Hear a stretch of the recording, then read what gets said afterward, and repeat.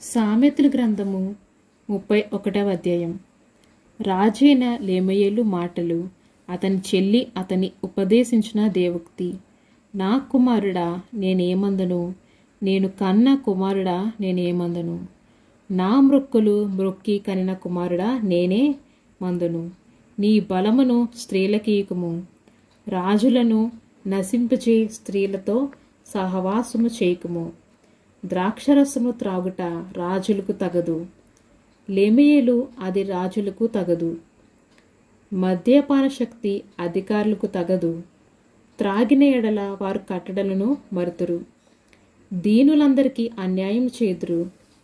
ప్రాణము పోవచ్చున్న వారికి మద్యము నీడి, మనోవాక్యములు గలవారికి ద్రాక్షరసము నీడి. వారు త్రాగి తమ పేదరికమును మరుతురు, తాము శ్రమను ఇక తలంచుకొందరు. మూగవారికిని దిక్కులేని వారందరికీ న్యాయము జరిగినట్లు నీ నోరు తెరవము. నీ నోరు తెరిచి న్యాయముగా తీర్పు తీర్చుము. దీనులకును శ్రమపడే వారికిని దరిద్రులకును న్యాయము జరిగింపము. గుణవతి అయిన భార్య దొరుకుట అరుదు, అట్టి ముత్యము కంటే అమూల్యమైనది.